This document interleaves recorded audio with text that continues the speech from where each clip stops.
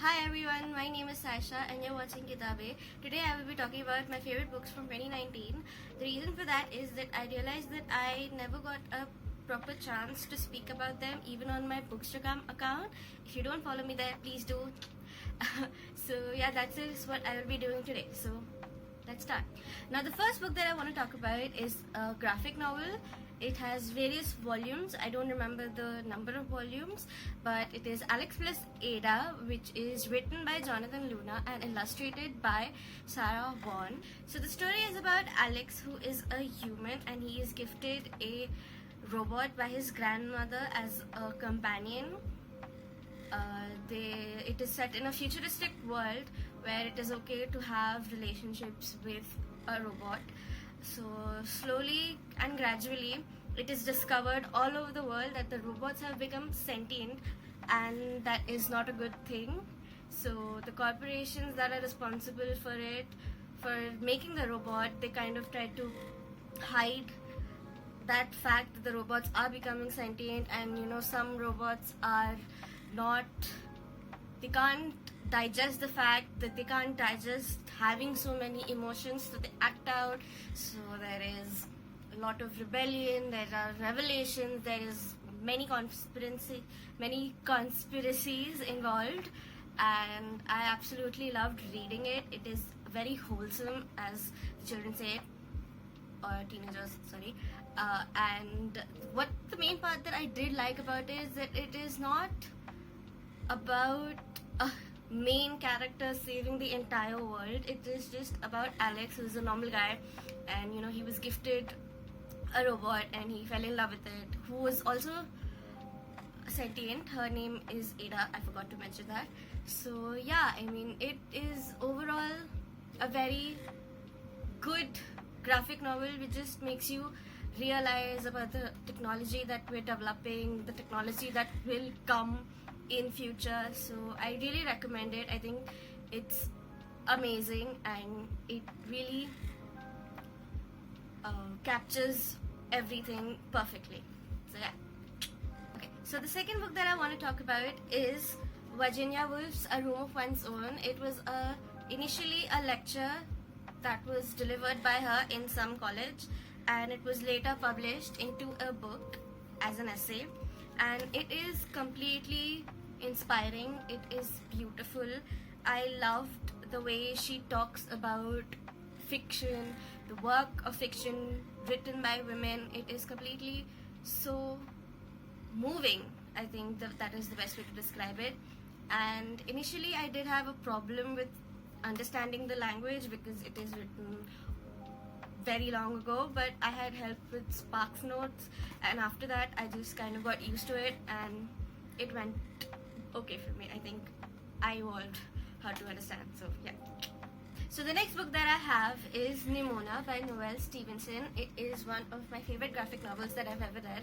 I got it from Amazon, and it is, the day that I got it, I was so happy because I've always wanted to read it but I could just never find it. And it's about Nimona, who is a shapeshifter, and she's an orphan and she's never had a family or never really belonged anywhere. So she finds Lord Blackheart, who is a villain, and he agrees to mentor her, and they form a very cute partnership together. Now Lord Blackheart is kind of reminiscent of Gru from Despicable Me, if you've seen the movie, and I loved their partnership. I loved the rapport that they shared. So it's about, the story is about Nimona and Blackheart taking revenge from an institution who is supposed to be good. They're supposed to make heroes, but it turns out that they're not heroes. So there's a lot of conspiracy involved, like the book that I mentioned before. And it is a classic story between good and evil, and the choices that we're supposed to make to, I don't know, the choices that are willing to make to save the world and whatever. It's a good novel, and Stevenson has a very distinct style. You can just look at any artwork and just know that it's her work, and I absolutely love it. It's so cute, it's adorable, I love it. Please read it. Please read it. Thank you. So in 2019, I read a lot of graphic novels, and this list of my favorite books cannot be complete without mentioning Saga by Brian K. Vaughan. It has over 9 volumes, and the series is still ongoing. They're on hiatus, and it is so immersing. The world that they've created is just so fulfilling in every way. You are disgusted by it. You are loved. You love everything that is going on in it. You are confused. You are shattered. You know, it is just so wholesome, as the children say. But yeah, I mean, if you haven't read any graphic novel and you don't understand why people read it, I think Saga is the best example. I mean, yes, there are a lot of graphic images that you cannot ever forget, and that is a sacrifice that you have to make to read a great story. But apart from that, I think it is amazing. So the story is about Hazel. She is the narrator of the story, and she is something that should have never been born. It is a classic Romeo-Juliet situation. Alana and Mako, her parents, are from rival armies. They have been at war since centuries. It is an interplanetary galactic war situation that happens, and they are not supposed to fall in love with each other, but they do, and they create something that has never been seen. That is Hazel. So a lot of people are angry that this abomination has been created, so they kind of hunt them, just kind of try to kill them. And at the background of the story, there's this world that has been created by Brian, and it is so amazing and so well thought of that you get just sucked right into the story. And I cannot speak more of it because then I will spoil the experience of it. But please read this amazing story. You have to read it, and I assure you that you will not regret it. So the next book that I want to talk about is The Unlikely Pilgrimage of Harold Fry by Rachel Joyce. This book surprised me in so many ways. I wasn't expecting it to love it so much. I just thought, it would be just a normal book about an adult male traveling for 500 miles to see his friend. But it's just so much more than that. It has been written so well. It captures all the human emotions beautifully. Harold, the main character, is the one who's walking for so long. As he walks towards his friend, he kind of reflects on the life that he's led. He's 60 plus. He kind of reflects on the journey that he's going on and the journey that his life has been. And he talks about how his relationship is with his wife, how he kind of disconnected with his children, how he has let everything go, and it is just so beautifully written. I did not think it was going to be this good, but it is just so good. I cannot recommend this enough. I think this book surprises you and you fall in love with it instantly. So yeah, read this. So the next book that I want to talk about is 10 Judgments That Changed India by Zia Modi. She is a partner at AZB and Partners, which is a very big firm in India, if you do not know. And I read it, even though I knew all of the cases because I'm a law student, but even then I found this so useful, so informative, because she talks about so many things in such a precise manner that I was kind of like revising what I'd learned in college. But it was a very nice experience reading this book. She is very neutral. She is not taking any political sides that, this party did that party did that. She just kind of talked about the judgment and the social impact that it ended up having. And that's what I loved most about this. And she keeps it very simple. You do not have to be a law student to read this. You can just, you can be a student of any course to read this. So yeah, if you want to learn more about the Constitution, if you're interested in the Constitution, I think this is a good place to start. So the next book that I want to talk about is Autobiography of a Sex Worker by Nalini Jamila. It was initially released in Kannada, and this is a translated work that I read.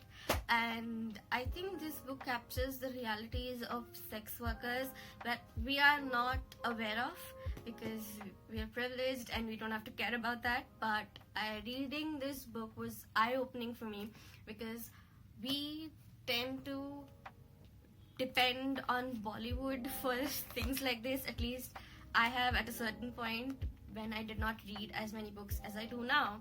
So this was really good in a way that it challenges the society.